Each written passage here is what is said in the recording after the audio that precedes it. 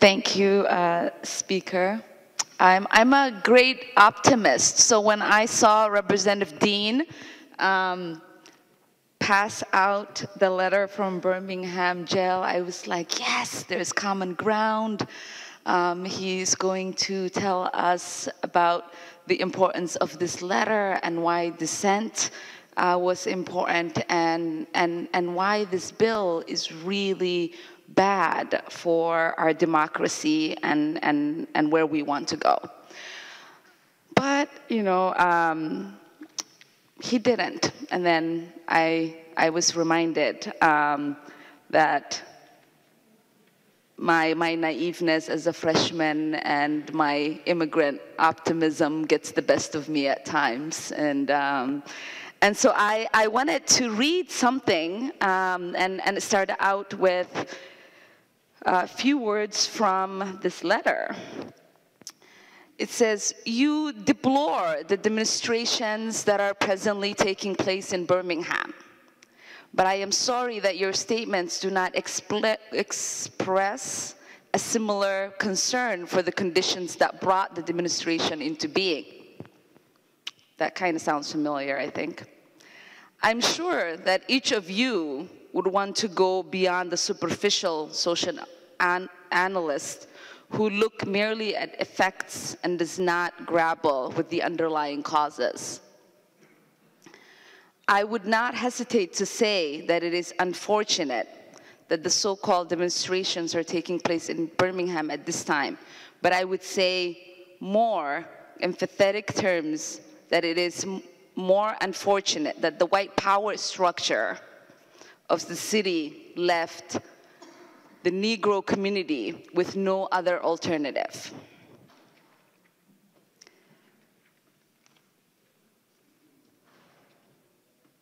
The Black Lives Matter movement, this century's Negro community, is left with no choice. Earlier, Representative Dean said, "How did we get here?" We got here because we forgot where we came from. We forgot the kind of progress that we have made with the civil rights movement. We forgot about the great legacy of our state with Hubert Humphrey authoring the Civil Rights Bill, and remembering that we were supposed to have a different country.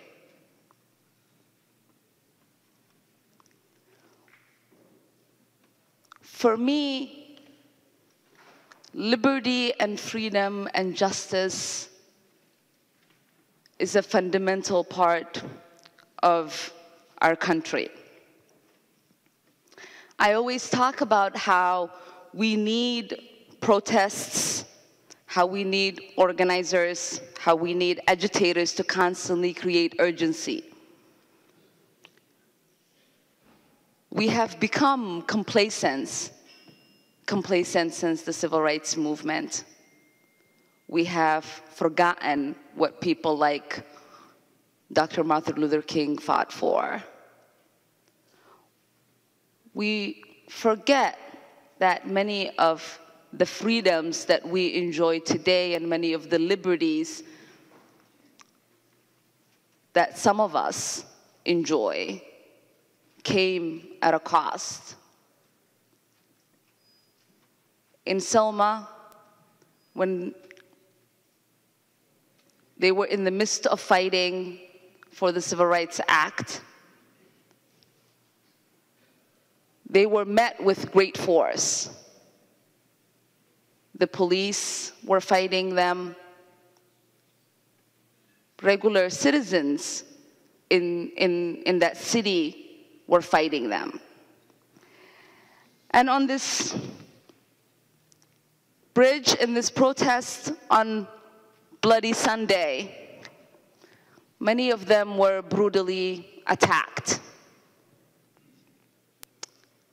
But the next week, They went back,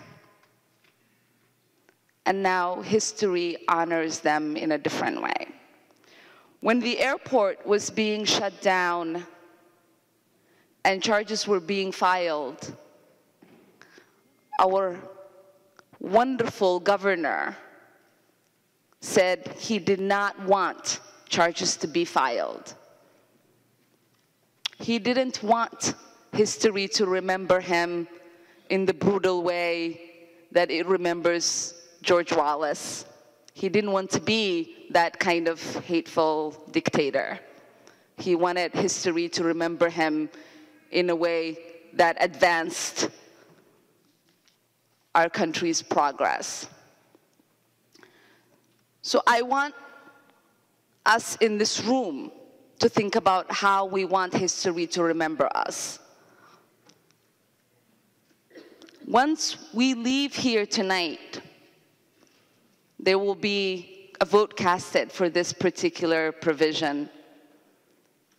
And someday they're going to teach children in history classrooms about this particular night. And so you get to decide. You get to decide. Do you want to have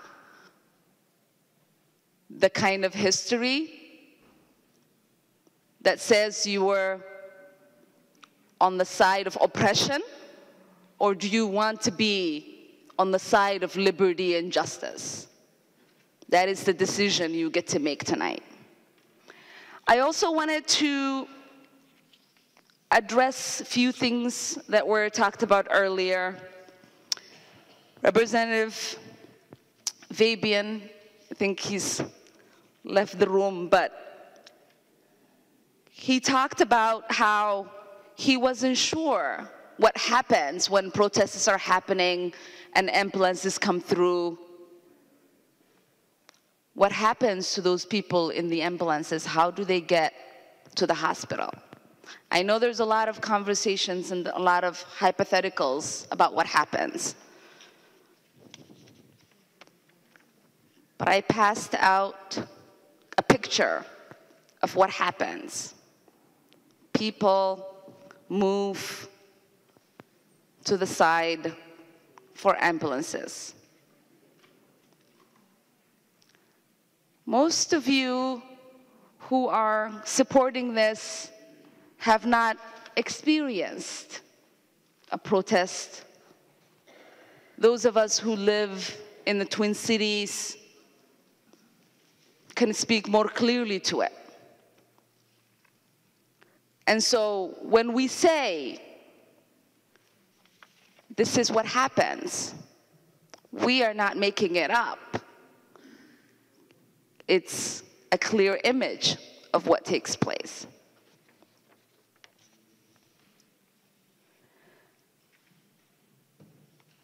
I also want to talk about what is our duty as legislators. Representative Lesh earlier spoke to the fact that we need to work on policies not out of anger or because we are annoyed, but because they further a common good, that they are beneficial for most of us. And so this particular provision is created, whether you want to say it or not. It's created because there's a particular annoyance we have with a particular group of people who have decided to organize themselves because they are tired of being invisible. They are tired of being ignored. They are tired of coming to committee hearings speaking against the provisions that we are creating with no one person speaking in support, but we are still pushing them through because we say your voice does not matter. We don't represent you, we don't care about you, you are not a voter.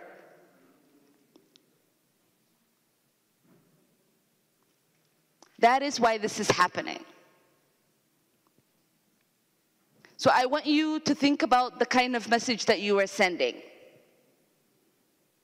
you are continuing to say, we don't care about you. We don't want to see you. We don't want to hear from you. We find you annoying. We find you nuisance. And we would like to just have you disappear.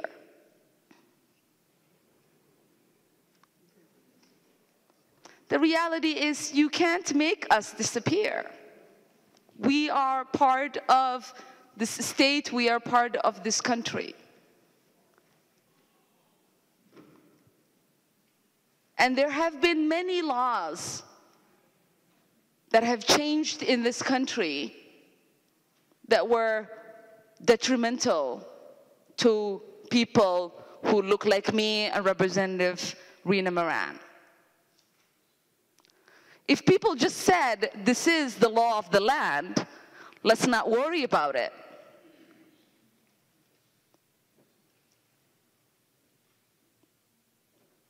That wouldn't have been the right thing to do.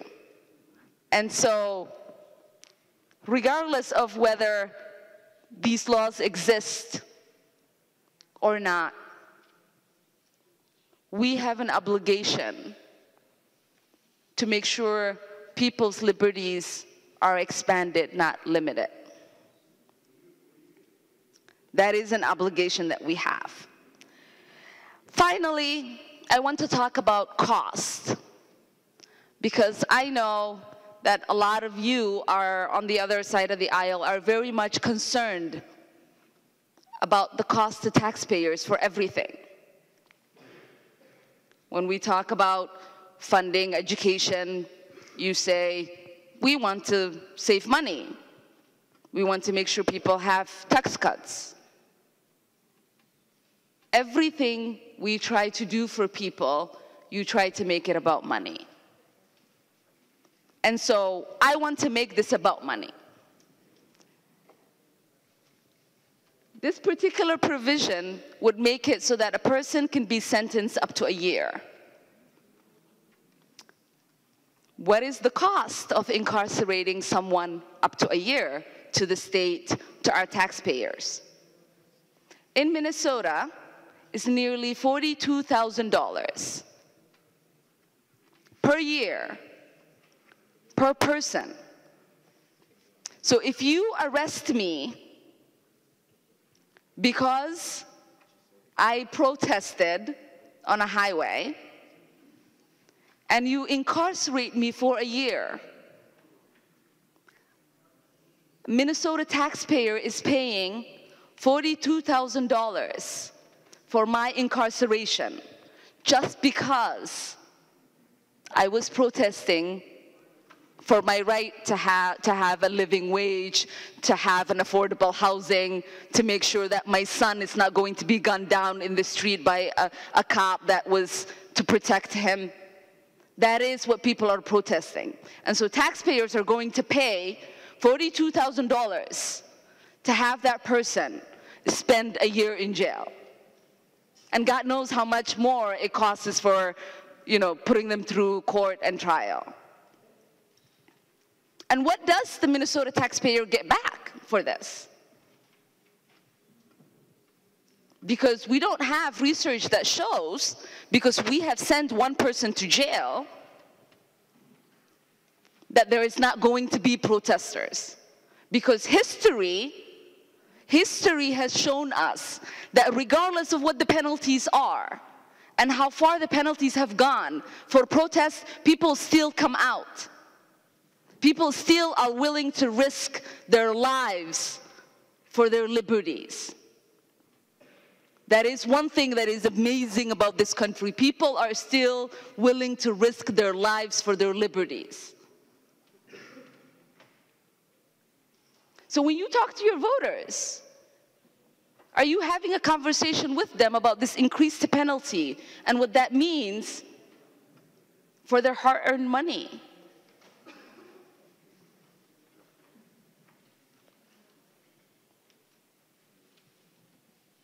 Because I'm sure they would be interested to know that for the 26, 35, 42 protesters that get charged daily, that is how much we're going to pay for them.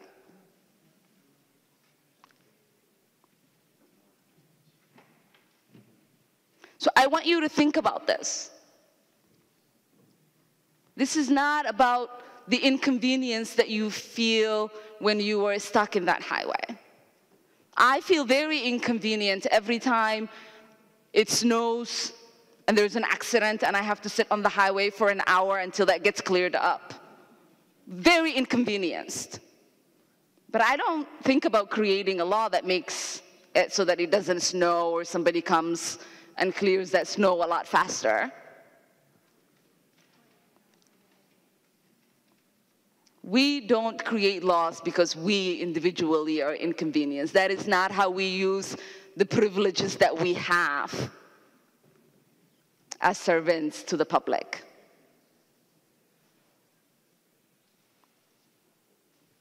So think about this.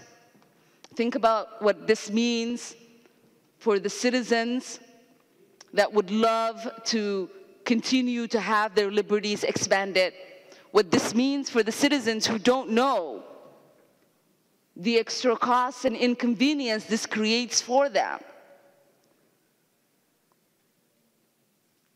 And I want you to strongly consider, regardless of party line, strongly consider supporting this amendment. And I urge you to vote green. Thank you.